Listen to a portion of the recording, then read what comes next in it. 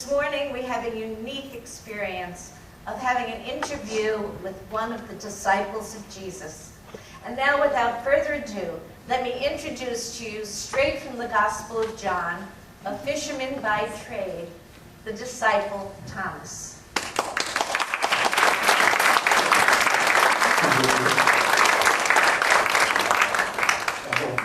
Peace be with you. Shalom. Peace be with you. Shalom. Peace be with you. Shalom. Peace be with you. Peace be with you. What a beautiful building. Yes, peace be with you. It's such a pleasure to be here. What can I do for you? Well, thank you for being with us this morning, Thomas. Maybe you'd start by telling us a little bit about yourself and how you became known as Doubting Thomas. Are you serious? Do they still call me Doubting Thomas? Well, the doubting part is a story unto itself. And Thomas, I was called Didymus. That was the word derived from Aramaic and Greek, and it means the twin. Well, I was always the twin. I was always being compared to my brother. Joseph was taller than me, stronger than me. He was cheerful as a bird in the springtime. Not me, though. I always found it hard to rejoice. Joseph, he succeeded in everything. I was never really very successful in games and sports, love. And Joseph was the religious one. You know, in the right sense. Me, from my early teens, I was always some kind of a skeptic. Oh, Thomas, how could you be a skeptic and still be a follower of Jesus? You know, I have absolutely no idea. There must have been 1,000 people more qualified than I. But I can remember, as if it were yesterday, the how, the when, and the where. I was living in a small town on the north shore of the Sea of Galilee. We called it Lake Tiberias. And my friends and I heard that Jesus was talking to a large crowd down by the lake. So we had nothing else to do, and basically out of curiosity, we decided, let's go listen. As we walked down that road, I could hear his voice. It was mellow, clear as a bell, strong. But that wasn't what got me. As I approached where he was speaking, it was his eyes. They penetrated in a way of tenderness and truth that is indescribable. There were a couple of tall fishermen standing in front of me, partly blocking my view. But every time I got a glimpse of his face, it seemed as though he was looking directly at me. When he finished speaking, I had a chance to ask a couple of questions. And I did. Later, my friends said they thought I was baiting him. Maybe I was. I wasn't too sharp at the beginning. But his answers made me feel a little uneasy, ashamed. He was so genuine. I could tell that he really wanted me to know the truth. Thomas, would you tell our friends the effect that Jesus had on you and the other disciples? That's a tough question. The effect that Jesus had on me. He made God seem real. And for me, that was quite something. I watched him carefully, how he felt about people, and what he did for them. He was really someone to be around. He never pushed himself on you, but yet you always wanted to be around him. I never got tired of watching him talk or listening to him. His gentle, kind, fearless way of living sometimes made me feel ashamed, but he always made me feel like somebody special. You know, he was the best friend I ever had. I really believe that he cared more about me than he did himself. Jesus was a very controversial figure. It must have been very difficult being one of his followers. He was controversial, all right. Everywhere we went, people were talking about him. And you wouldn't believe how bitter the religious authorities became. They were always trying to knife him in the back and twisting his words around and turning the people against him just because he couldn't go along with their system or put up with some of their silly ideas. But they never dared tangle with him face to face. He could just put them right back on their ears. They'd pose a question that they were sure he couldn't handle. And he'd come back with a question that would set them to stammering and stuttering and trying to huddle up and come up with an answer.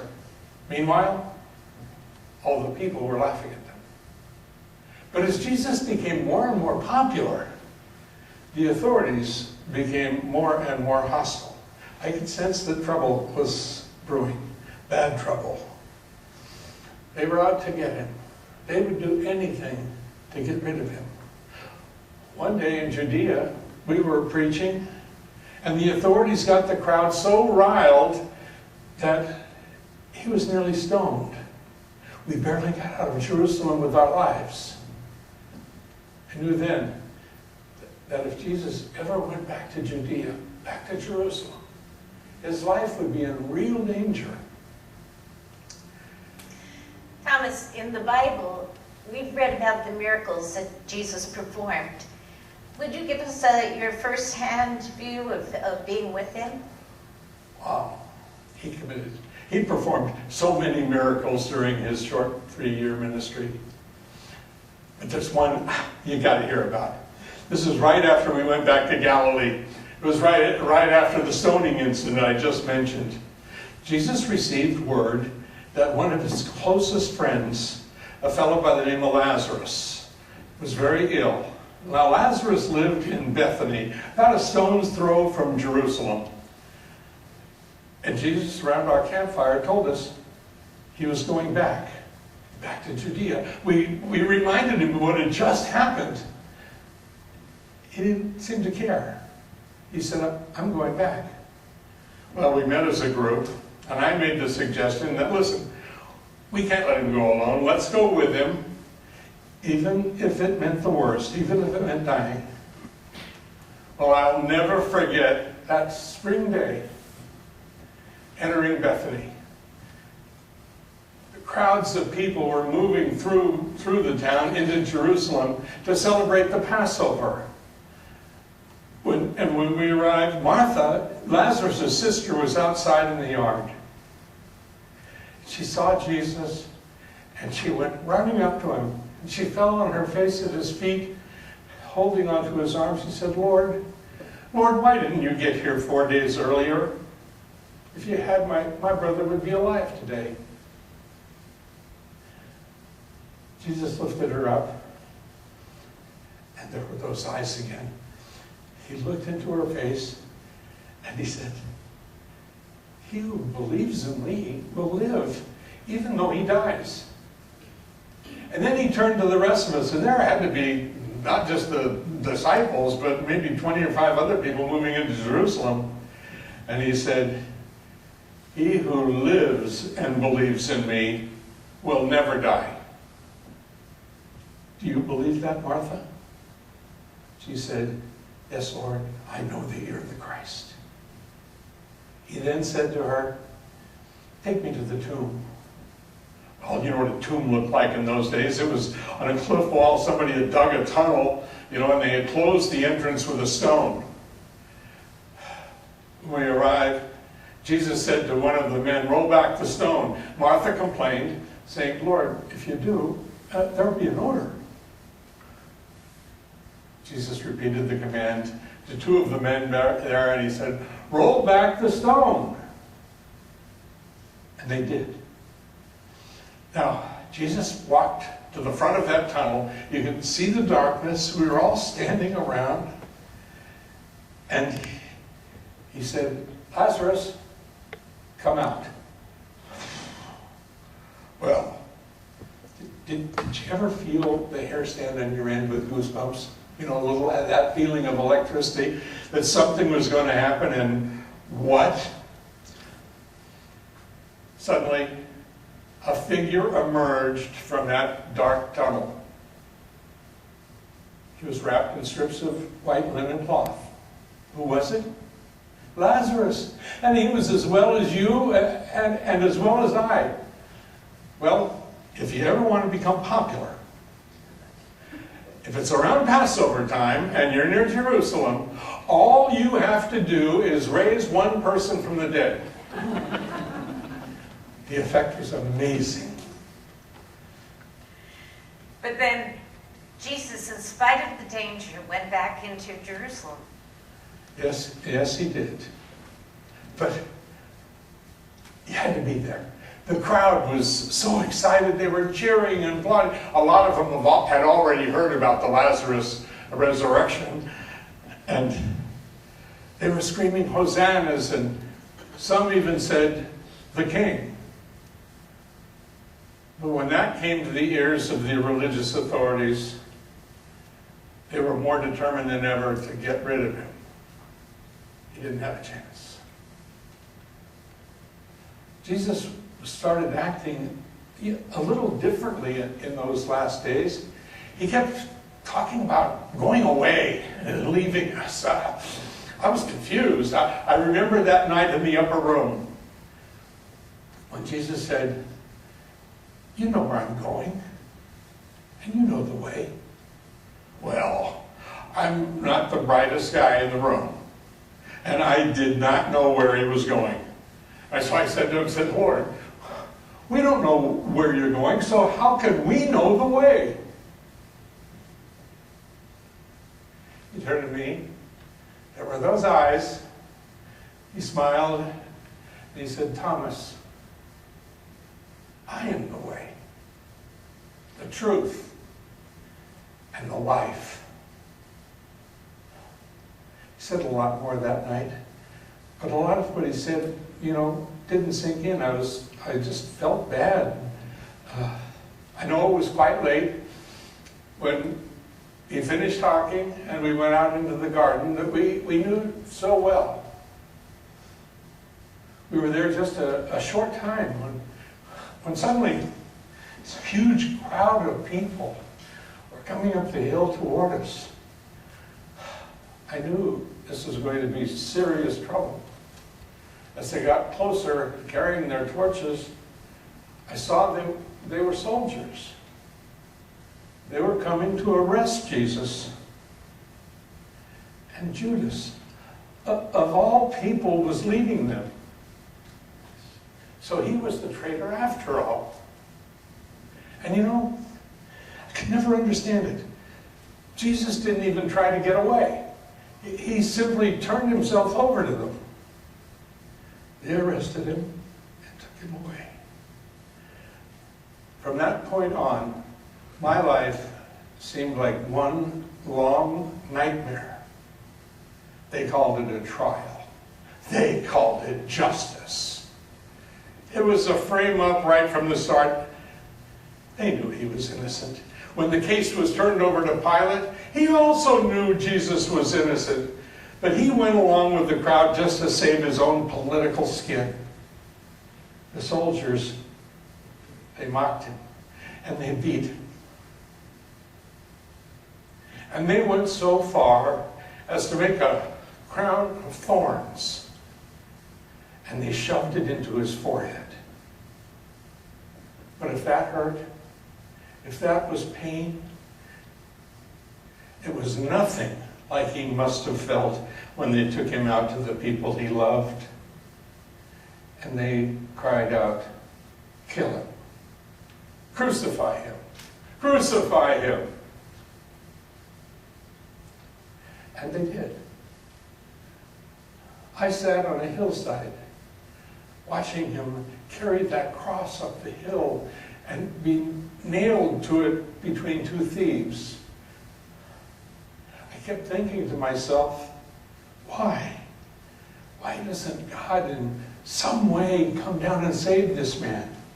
And I was so ashamed. I was so terribly, terribly ashamed for not having done anything, not having lifted a finger to try and save him. Can you imagine how I felt? I just wanted to drop through the floor and disappear and crawl into my shell. Maybe you've done that sometimes when the bottom seems to drop out of life. I remember not knowing where I was going, just wandering and wandering. And it was the first day of the week. And some crazy rumors began to circulate around town that the tomb was open and that somebody had stolen Jesus' body. Well, we were supposed to meet together as a group that night, but I didn't go. What was the use of getting together again? And where was God when all that stuff happened? I wanted to be alone, sick-hearted and miserable. The next day, I ran into Peter and John. They were all excited. They said, Thomas, we've seen the Lord. He's alive. Have you ever heard sick jokes before? This was the sickest, and this was the cruelest. And I told them so. But they kept insisting, it's true, he's alive. I couldn't let myself get so upset again. And I lashed out back at them and I said, all right, you say he's alive, but until I see the nail prints in his hand, until I put my finger in the nail prints, and until I put my hand in his side, I'll never believe. I know they were upset, so they left. But I didn't care. I still just wanted to be alone. But we still stayed together because basically we didn't have any other place to live. And it was 10 days after Jesus died. We were in our room. I was seated on the floor, against the wall. The others were seated around a table. The door was locked, and suddenly, there he was. Shalom, peace be with you, he said, in only the way he could say it. And then he walked directly over to me. He held out his hands and said, Thomas, touch my hands. See the nail prints?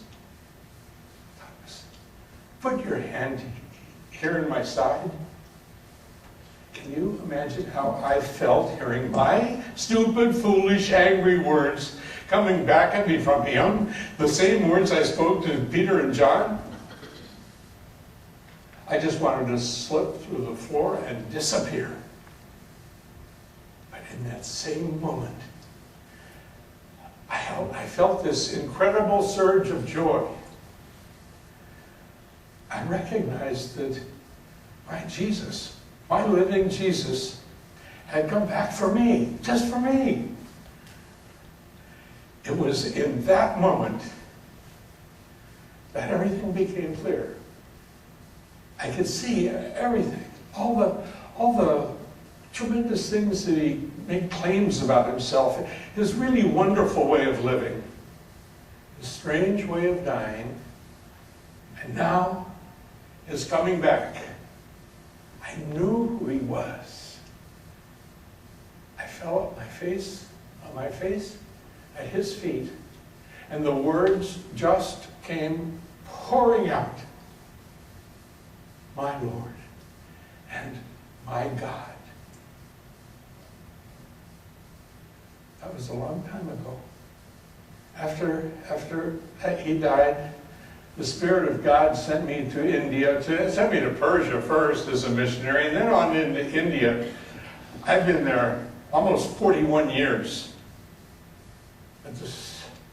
I've come to believe and trust where I can't see.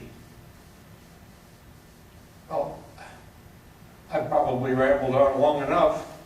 Thank you so much for sharing with us, Thomas. Is there anything you'd like to add before I close our program? Yes, there is.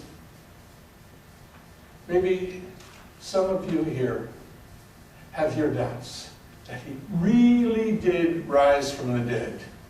Oh, I know, good people say he did it, good believers, but maybe you think they might just be a touch gullible.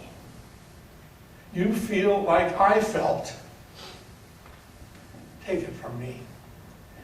He doesn't reject you because of that. Stay with his people. Build this church. Keep an open mind.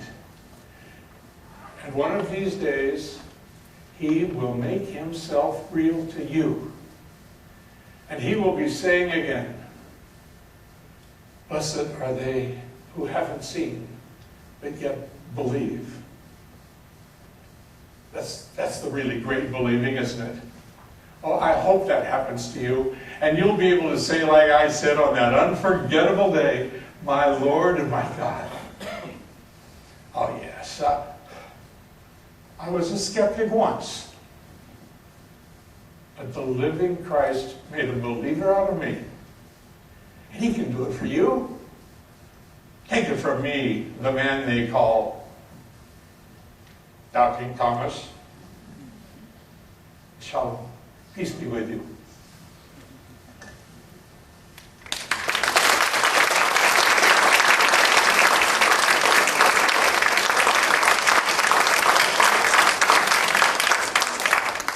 Shortly after the time frame of this interview, Thomas gave his life as a martyr in India.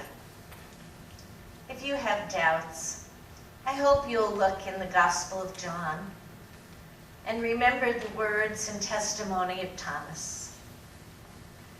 You can be a skeptic and a doubter, but you can also come to be a believer. Thomas was a believer. Well, thank you for tuning in today. I hope you have a wonderful week ahead, and please tune in again next week. Have a wonderful day and blessed day.